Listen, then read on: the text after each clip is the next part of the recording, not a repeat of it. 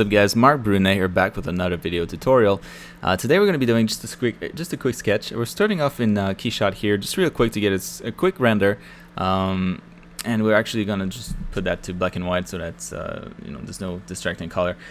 This could be done with you could have sketched the body at first. I just had this low poly mesh that I could use, so that's why I'm using it.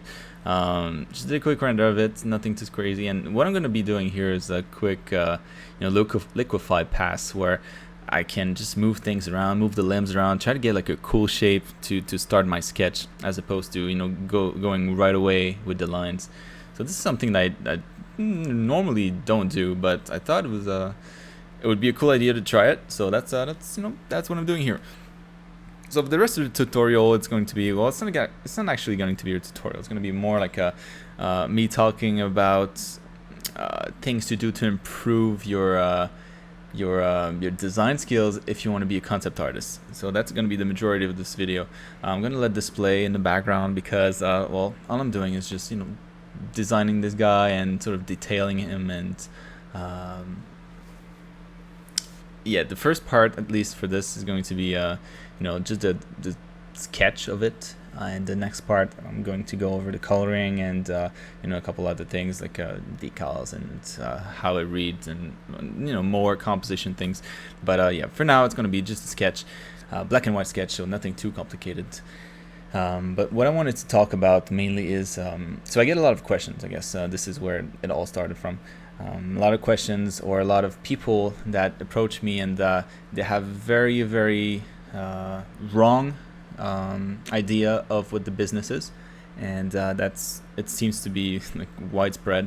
And I thought I'd make a video so that people know what it actually is. So the job of a concept artist, because there's apparently a lot of people that want to become concept artists, and that's completely fine, but there's a lot of people that don't know exactly what that is, and they sort of mix up concept artist and illustrator, and it's very important to make the distinction between the two, because they're completely different jobs. The big picture, I guess, would be that concept artist is the one that has cool ideas and can express them well on a canvas, and the illustrator's job is to take those ideas and make cool illustrations out of them, with color, composition, lighting, and all this stuff. While the concept artist, his job is not so much composition, it's not so much perspective or colors or anything related to a final picture. It's more a concept, so something that's on its own can stand really well. And yeah, so it's more focused on the actual design of each things, as opposed to the big picture of things, where that's more the job of an illustrator. So a concept artist in a video game, well, these guys, what they do is they start from an idea. So you'll have the art director or the lead or whatever give them an idea, so a couple like a brief on what the character should be like. And the concept artist's job is to create that character. So take that brief, read it or whatever, and make something out of it, something visual out of it. And so what makes a good concept art, a good concept artist, is someone that can translate that idea really well on canvas and be able to communicate it as best as possible. And also someone that can create a concept that the 3D artists that come after him will be able to take and just look at and be like, all right, I'm gonna start modeling this because it's perfect. There's nothing for me to figure out, or very little for me to figure out, and it's going to be a very close one-to-one translation, because there's nothing for me to interpret or anything for me to sort of having to figure out myself. So a lot of people, when they draw and when they approach me with their concepts, there's always one step that they don't do, and I wish everybody knew and everybody kind of did it, because it would save everybody a lot of time. And that's something that I didn't know either, so I can't blame anybody, because it's just stuff that you figure out as you work in the industry and as you start to think about this whole thing a little bit more. But a good test to do is whenever you build a character like this, try to disassemble it into different pieces. So I'm looking at this one now. It could be, you could have sort of the bodysuit underneath, and then the leg plates and the knee pads, the shoulder pads, the sort of the breastplate thing, and then the helmet. And those could all be sort of isolated onto different layers. And what you do when you think you're done is you hide everything else but one layer, for example. So let's say you hide everything else but the shoulders. And oftentimes what I see is that when I do this, when I'm reviewing other designs, for example, what I do is I'll do that exercise for them, for the people that I'm sort of criticizing, and oftentimes it just doesn't stand on its own, and that's really important that it does, because if you have a shoulder place and you don't put enough design thoughts into it, what happens is that the 3D artist that would come after you, even if there's no 3D artist, it's just this process that makes something look a lot more solid.